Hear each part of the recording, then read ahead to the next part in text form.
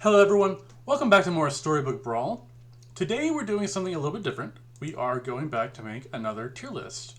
The last one I made is about a patch old, and I keep thinking I should make another tier list, and then I don't because I think there's like there should be another patch coming kind of soon. So don't be surprised if like I make this and then the next week a patch drops or something, and I need to make another one. But it's been bothering me, so I am wanting to make another one. So here we go. We're going to have 5 tiers. S tier, must pick. Last time I put Apocalypse in that tier, but that might change this time around. And then A tier for always. I don't know why there's a 1 there. My bad. So these will be heroes that if they're in the lobby, then I'm grabbing them for the most part. B tier is sometimes, so like this is like whenever you can't get the A's, then you have to kind of pick between the B's, but they're okay. C tier is going to be like things I never pick. And then dream targets. So dream targets are for characters that like you have to like you don't usually want to play them initially. You want to it was all a dream into them like midway or towards the end of the game. This doesn't mean they're bad or good, really. It just means that they're better in the late game than the early game, and because of that, they're better as dream targets than as actual heroes. With all that said, I do want to get out of the way. This is all subjective. This is all me. This is, I've been pretty clear on the channel. I'm not like tryharding too much. I like to win. Winning is fun to me, but also I have other competitive outlets, and I use Storybook Brawl as like a more casual competitive outlet. So this is mostly just from my experience, me playing the game. I've made it past 4,000 rank once. I usually hover in the upper, mid to upper 3,000s. This isn't like an official tier list. This is just me, and if you like my content and my perspective on things, then this should be useful and interesting. So I'm going to stop jabbering and let's go ahead and get started. So I'm going to start with Apocalypse. Now last time I had Apocalypse up here because I felt like Apocalypse was just incredibly strong. Starting at 60 health or 50 health was wild. They've since nerfed him, and now he's down to 45 health. And somehow that 5 health is just a massive change. And I would put him towards like the upper end of sometimes, or the lower end of always. It's somewhere in between here. He's like tier B and a half. I don't particularly enjoy playing as him, especially now without the extra 5 health. Like, it's just so easy to get destroyed by him, or as him now. So I've moved away from being super high on Apocalypse, and I think I'm just going to stick him in B tier for now. Next is Beauty. Another B tier. Probably below Apocalypse, but similar. So they changed Beauty to where she affects both good and evil characters, and she makes them work with each other. And I really like that. Like, if this was a popularity thing, like, or like, not popularity, but like a hype thing, I really like her ability. I think it's super interesting. It is hard to get use out of, though, sometimes. Sometimes you end up in just weird comps that don't have anything to do with being good or bad, or you end up in a comp that's like, like you're using good and bad characters, but it doesn't really matter because they don't care about what orientation they are. So I don't know. I'm kind of medium on Beauty, but she's not in the never tier because she is fun. Then there's Tiger, Celestial Tiger, and for me, Tiger is a never pick. I know this might be. Oh, actually, I don't know. This might be controversial.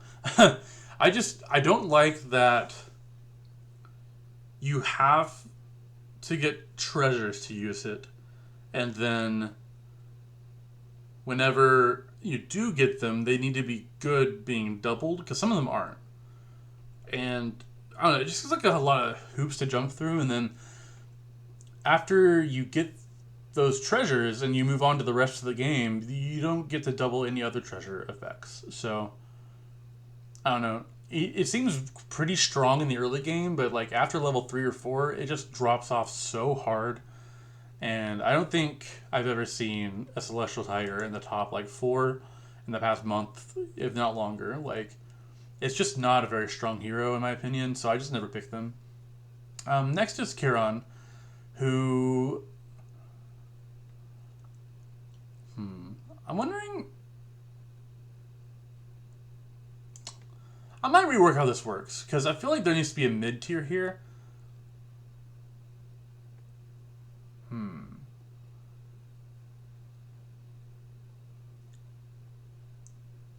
I might... Let's rework this. We're going to make this A tier, because I don't think anything is S right now. And A for always pick. Then we're going to make this B. B for good. These are good heroes that I like playing. And then we're going to do C. These are heroes I'll sometimes play, and then D will be never. And then Dream Target tier.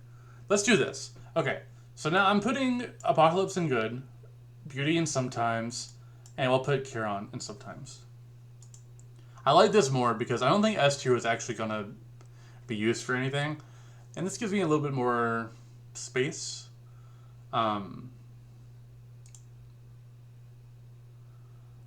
let's keep it like this. Next is Avella, and easy never tier. She used to be an insta-pick for me. Like, if you'd asked me several months ago, I would put her in always pick, but now, never. They just nerfed her, and then they nerfed her again. Like, she's just not good, in my opinion. Just +1 attack on everything when animals die. It's not, it doesn't scale well. It doesn't really buff the team very much. Like, missing toughness really hurts. Next is Fallen Angel, which I'm going to put in always tier. I might change this to great.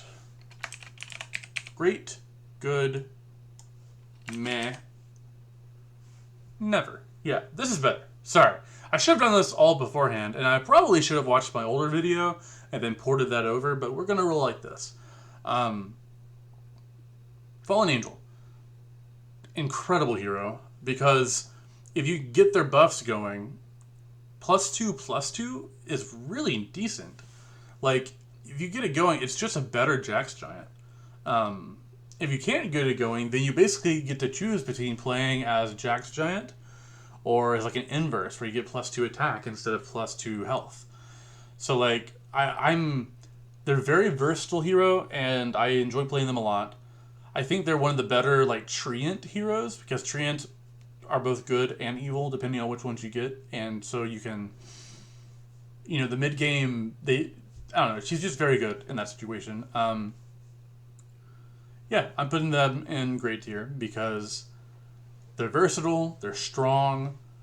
The only real fault is that in the late game, their buff is kind of like irrelevant, but all through the early and mid game, it's very relevant, and that's the most important part, I think, because in the late game, it's more about what composition you have as opposed to like how you're utilizing your abilities, in my opinion. So yeah, just overall great hero. Next is Geppetto. I like Geppetto a whole lot. I really want to put him in great, but I'm going to leave him in good. Because, so they buffed him a while back to where he gives a buff to summon creatures equal to his level. And that made him much stronger than he used to be. But it's still not quite enough to stack up to some of these other heroes.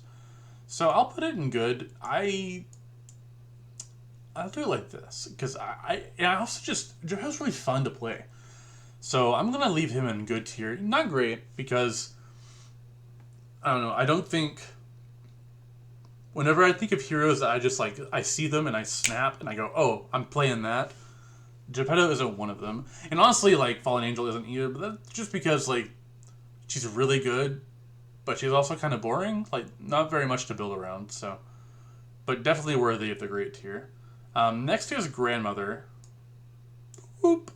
Easy dream target. I basically never, ever click on Grandmother.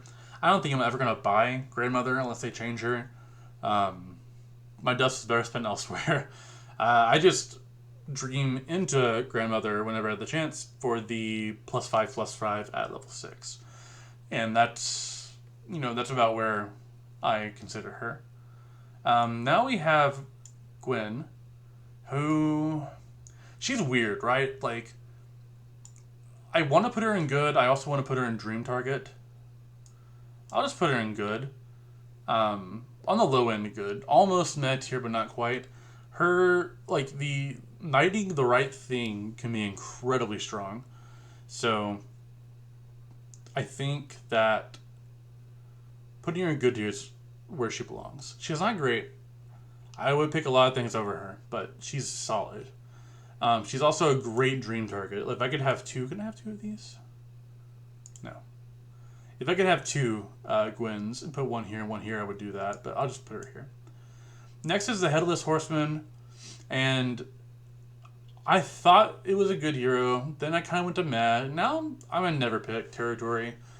I don't like the RNG of not knowing what you're going to get, and I had a video a while back where someone on level 1 just like didn't play anything, like no creatures, so my kidnap was bad.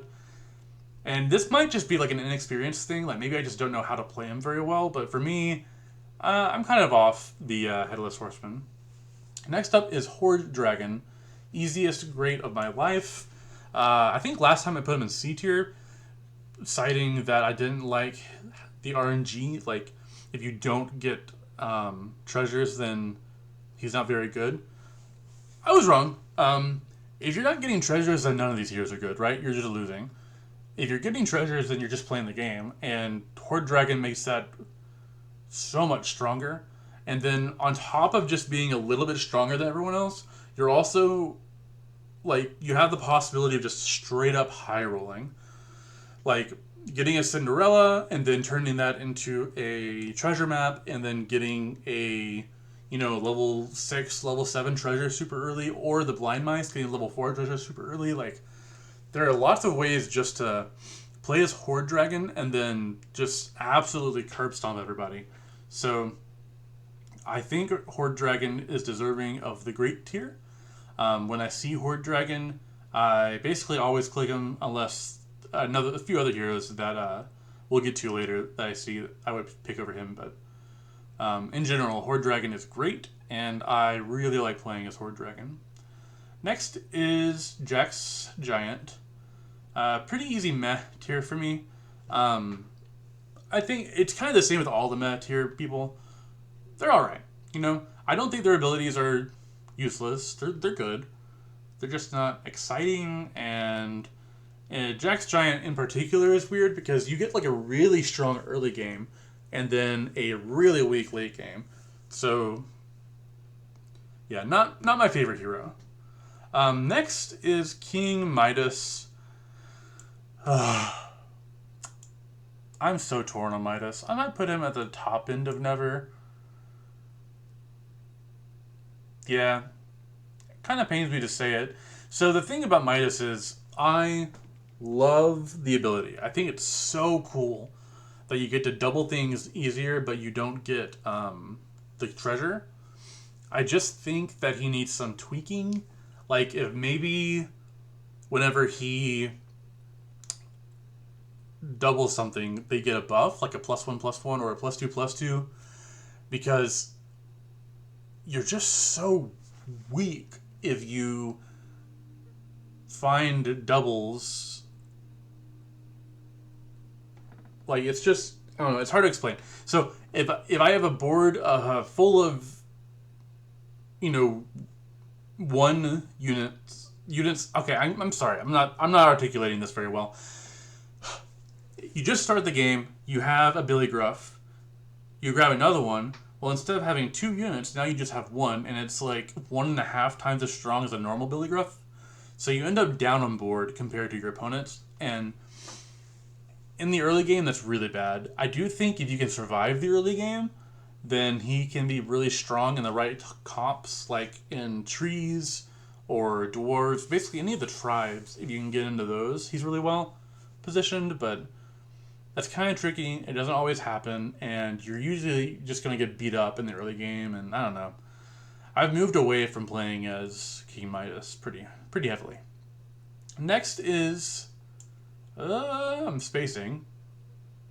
I know this.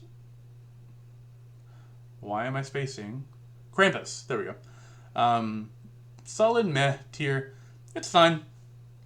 And while we're doing him, I'll go ahead and put Mrs. Claus up here. Fine. They're alright. You know, they're good. I play them on occasion. Nothing to write home about. They're pretty bland in terms of what they are. I think Krampus is better than Mrs. Claus because of the early game. The cats are really good with him. And also a lot of the slain units are evil and they benefit from having a +1/+1. But overall, not my favorite hero. Next is Loki. I'll put Loki in good tier. I used to think he was up here, but now I'm pretty... like, I know people don't like the RNG of Loki, but I've said it before. He's actually really consistent whenever you build a comp around wanting to cast spells. And I think that's his strongest suit, in addition to like having random high rolls. However, with the recent change where they made it to where his spell pool can also hit targeted spells instead of non-targeted spells, the likelihood of getting a spell you want is a lot lower. So I can see people putting him in meh tier. And maybe that's where I'll leave him. Yeah, I guess that's where I'll leave him. It feels kind of bad. Maybe I'll put... He's somewhere between meh and good. We'll come back to it later, maybe. There's also Mad Catter. Also meh tier. Not my favorite. I can see the argument for good tier, but just not something I'm super hyped to play as. It's fun, but sometimes you just... I don't know. It's the definition of random, and some people like that playstyle, and some people think it's fun, and they like that. For me, it's okay. Like, I don't hate it. Like, I'm not putting him in never, right? Sometimes I will play as Catter, but for the most part, he's a hero I ignore. Next up is Mask. I think Mask is the perfect good hero. I'll put him right here. Because he can be anything. He can be great, he can be meh, he can be never, he can be good. Like, and you kind of get to craft your team. Rather, usually you craft a team around your hero and what you can do with them. Mask lets you build up the best possible team and then switch into a hero that fits them. And that's a, uniquely powerful thing, right? Like, I'm over here putting Celestial Tiger in Never Play, right? However, if I'm playing as the Mask and I get some, 2 really good level 2 or 3 treasures, then I can Mask into Tiger, and now Tiger is being played under the best possible circumstances. And that's just so cool to me. You can also use it in, swapping into an A-tier hero. I don't know, there's just so much flexibility with the Mask. And it's very fun. And there's, some small spell synergy stuff, because you have some spells that you can, guarantee cast, which Horseman also has that kind of. Next up is Merlin. Bum-ba-dum, another great. Merlin's just awesome. You can do so many cool things with Merlin. You can have really, really strong early games. And then as you get into the mid-game, if you if you keep some of the heroes you had from the early game, then you can kind of snowball a little bit and just keep putting buffs on your heroes and keep it going. Obviously really good with Crystal Ball, Hat Ball type stuff. One of my favorites, very strong. I love playing Merlin. Next up is Miri, and it hurts me to say it, but I think I'll put them in never tier. I just never want to play as Miri anymore. I used to love Miri, and they nerfed them, and it wasn't even that big of a nerf. They just moved it from +2/+2 to +1/+2, I think. But somewhere along the way, that just really messed with how much I like Miri. I don't know. I think it's that in culmination of me finally realizing how good Horde Dragon is, and a few other heroes. it's less that Miri got worse and more that other heroes got better in my eyes. And also Miri got worse. So I've been pretty far away from picking Miri lately. Next is Mordred. I'll put Mordred in good tier, towards the bottom of good tier. I really like Mordred. They're a hero. I don't think people really respect Mordred a lot, but I think there's some really neat things you can do with Mordred that you can't do with other heroes. Like how you can basically effectively put three characters in front of a support unit. Because you can have, say, a Madman in the back row, and then, I don't know, 2 bad Billy Gruffs in the front row in front of it, and then like another Billy Gruff in your hand or whatever. So then one dies, and then you replace it with the one in your hand, and now you've effectively put 3 different creatures in front of that Madman. And that just seems really solid in the early game. And then you move into the mid and the late, where just having an extra creature on your board is really strong, and you can do some really neat stuff, like with lightning dragons in the mid game, because the lightning dragon will most likely die, but then you just replace it with whatever creature you want to put there. It works with summoning abilities, like it also like protects certain things, like what I used to do, or not what I used to do. I think I had a game a while back where I was doing like Jormungand slay stuff, and I would put Jormungand in hand and have a lightning dragon attack. The dragon would attack, it would kill, and then Jormungand would come in. And what that meant was it protected Jormungand from ever getting pigamorphed or shrunk in any way. So, yeah, I think there's a lot of play to Mordred that people don't quite realize, and I think he's a really solid hero. I can definitely see the argument for making him a dream target, but I think he's alright by himself. Next is Morgana. Or Morgan. You know. Just never playing her. They changed her to make her a little bit better, but I don't know. I never want to play as this hero. I never want to be rewarded for like losing, and that's what it feels like she does. And I understand there's some cool play with her, like you can, the better you do in the early game, the better positioned you are to make use of the treasure that you get later on. And because you get it later on, then she's just, like, you get a better treasure. It's, maybe she's like Horde Dragon for me, and I need to, like, play as her more often. But right now, I'm not a big fan of her. Then we have this character, Muerte. I'll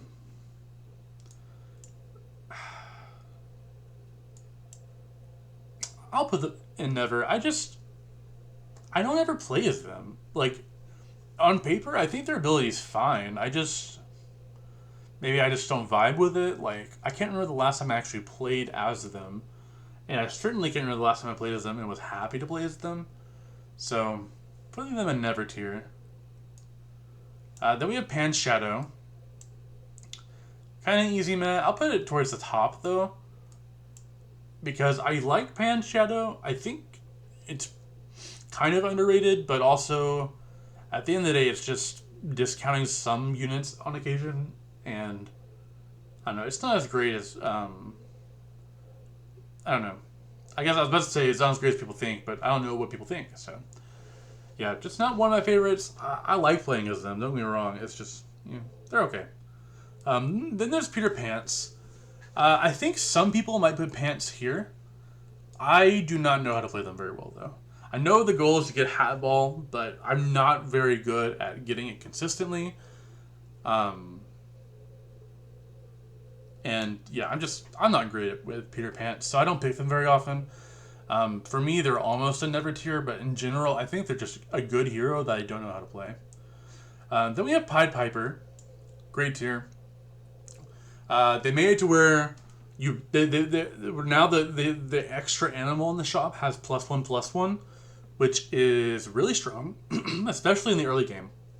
But also, this hero is so good at assembling copycat things because you get extra chances to find the copycat, and that's like incredibly strong. So I snap pick this hero whenever I can. unless they're in contention with some of these other A tiers, and then I kind of like have to figure out what to do. But they are a really good hero because of that copycat thing. And if you don't end up doing copycat stuff, that's okay, because you're seeing so many extra characters that you can kind of figure something else out. But usually you can end up getting in copycat stuff because you see more copycats than the average player. Another cool thing about them is you can find blind mice easier. And my favorite thing is you can find the blind mice to get fool's gold, and then you can just roll to your heart's content trying to find copycats and whatnot. So, yeah, I really like Pied Piper. They're a very fun hero to play, in my opinion. Next is Potion Master. Also great A tier. They're kind of like a Merlin, but a little more targeted. Amazing with hatball things, and just overall a very strong, well-rounded hero. You do have to find spells to make use of their ability, but that's okay, because it fills your shot with extra spells, so like you'll get there. Yeah, I just really like Potion Master. Next up is Pup the Magic Dragon. Never tier. I've tried playing as them. Something about them does not click with me. And I don't find their late game particularly enticing. So, yeah, I'm not a big Pup fan. Next up is Sad Dracula. I'm going to put Sad Dracula somewhere in here. I'll put him here. So, I don't think he's great. Well, actually, this is so hard. I'm going to put him here. Because, here's the issue. I think as a slay hero, he's not the best. Like, it's alright. But the main draw for me towards Dracula is always attacking first. You can do some really crazy stuff with always attacking first. So, like, you can do stuff with Doom Breath. You can do stuff with Lightning Dragons. Like, you can have a strong unit in your first slot, and then, like, 2 Lightning Dragons in your team somewhere. And then at the beginning of combat, you'll have 2 Lightning Dragon attacks, and then an attack from the first person. So you basically get to attack 3 times if you have 2 Lightning Dragons. Like, before the opponent gets to do anything. And I think that's a very overwhelming and strong thing to do with Dracula. But you can also do copycat stuff and Grimsoul things with Dracula, because you're always attacking first. And one of the biggest things to do when you're playing as Pied Piper is you have to find Hermes Boots, the treasure that lets you attack first, because you have to attack first with copycat, otherwise your opponent gets the opportunity to disrupt what you're doing. And Dracula has that baked in. So I think he's a very good hero. The issue is, like, the going first thing is best in copycat builds, but Dracula himself is not very good at getting to those builds like Pied Piper is, and he's not very synergistic with those builds like Fallen Angel or Mrs. Claus is. So there's some tension there, and I think that's why I'm putting him in good tier as opposed to great tier, but I really, really like Dracula and how much utility you can get out of always going first. Next is this little dude. Share Bear. There we go. I think I'll put it in good tier. It's somewhere between good and great. I'll put it in great tier. Like, just, you basically get an extra gold every turn for basically no drawback. Like, you're giving your opponents a little bit of extra gold, and I've broken this down in other videos because I've played Share Bear a handful of times now. But if you get gold every turn for 10 turns, you've gotten, or let's see, there's 8 people in the lobby, so we'll say 8 turns. If you play against all your opponents once, you got 8 extra gold. They each got 1 extra gold. So you're like way above them on resources, and you didn't really help them out all that much. So I'm a pretty big fan of Share Bear. I'm torn between the low end of great, and I'm actually going to reorganize a little bit, yeah. The low end of great or the high end of good. I'm really not sure. Like, it's just free gold every turn. It's so good. With no strings attached. I don't know. I'm going to put it in great for now. I might come back and change it. Here's Galahad. Bonk. Netter for me. I know that some people like them, and they've been good in the past, but no. Not a hero I'm excited to play as. Yeah, I've tried so hard, and Galahad does not work for me. So maybe I'm playing him wrong, or I should look it up how to play them better, but it's just not in my wheelhouse. Next is Skip. I'll put Skip in meh. He's okay. I think he used to be quite strong. They nerfed him from a full level ahead of everyone else to just 2/3 of a level, which is still, again, pretty strong, but I don't know. He's not super amazing to me, and like the other heroes are all capable of buying XP spells and just catching up to you. And yeah, you're capable of buying them to get ahead of them, but the whole point of the hero is not having to do that, right? So, I don't know. Not a huge Skip fan. He's fun to play, but that's about it. Here's Snow Angel. I'm gonna put them also in meh tier, C tier.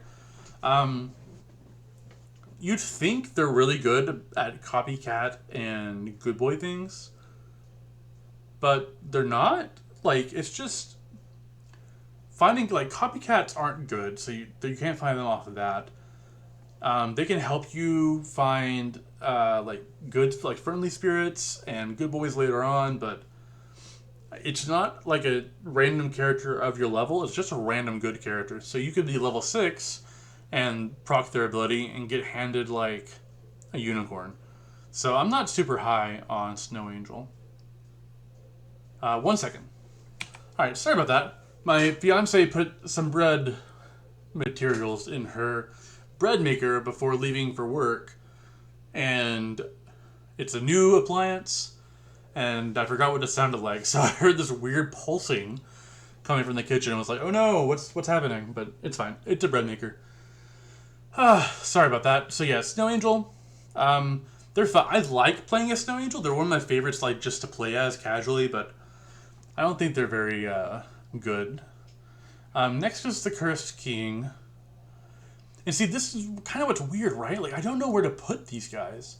Cursed King and Sharebear are very similar, but I don't think I would put either in great. I think I want to put them both in good.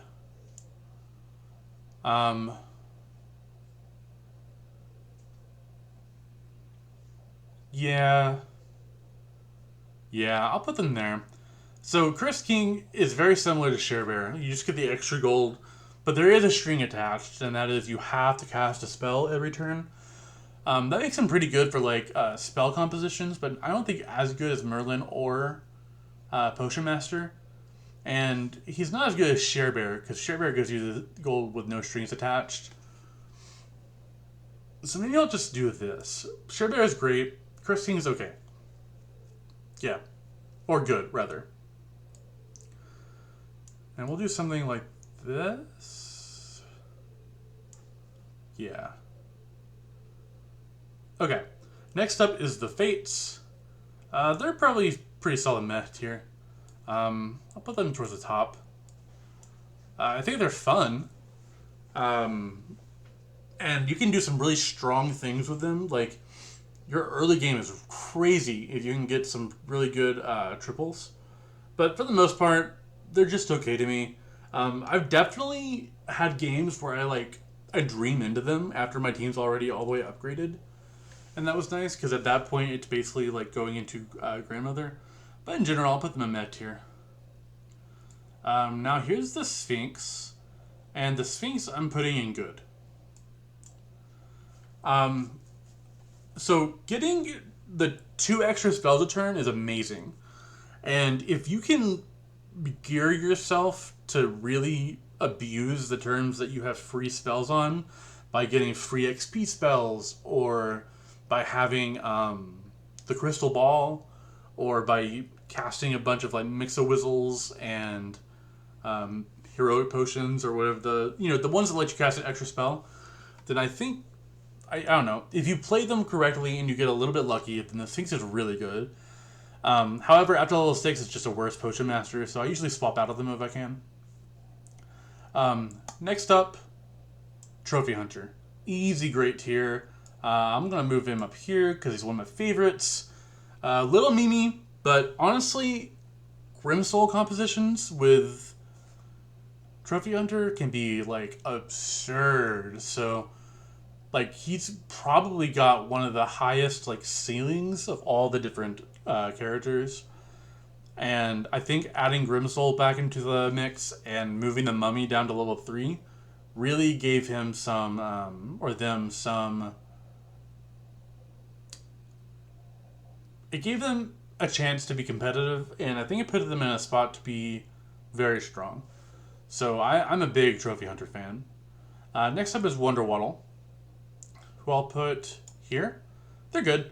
They have really good early game, like especially because I just, so it's either going up.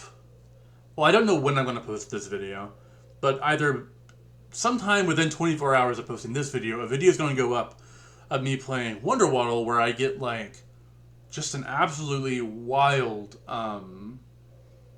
opening. Like I just straight up get like 3 upgraded units in the first few turns of the game, and like Wonder Waddle can really let you go off. They're kind of like Midas, but without the drawback, and it just doesn't go past level 3, which is fine because then you can like dream out of it.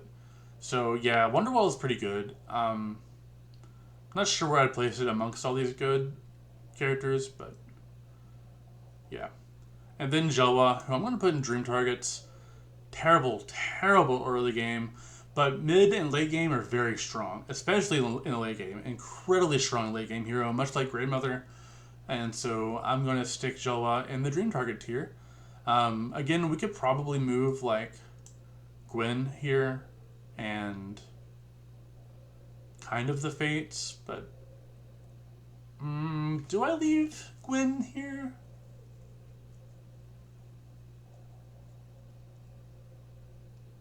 Yeah, I'll leave Gwen in Dream Target tier.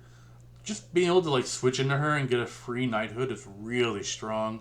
And personally, the way I play, that's probably how I'll use her more than anything else. Anything else I want to change?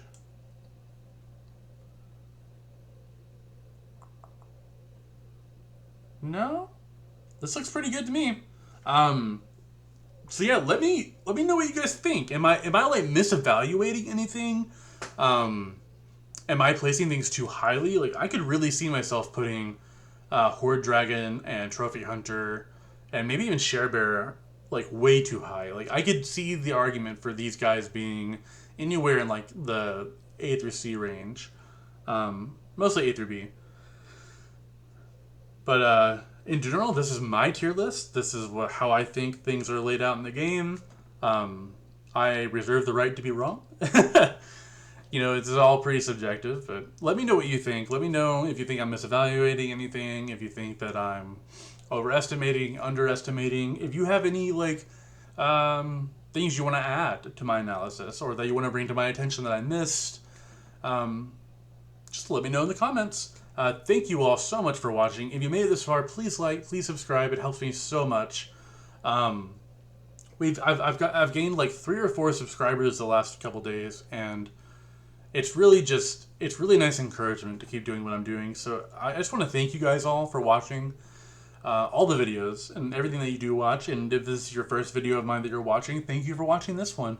I have tons more you can watch. I upload gameplay videos every day.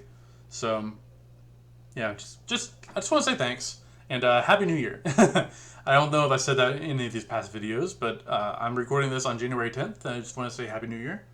And now I will stop rambling and let you guys go. See you next time. Thanks for watching. Bye.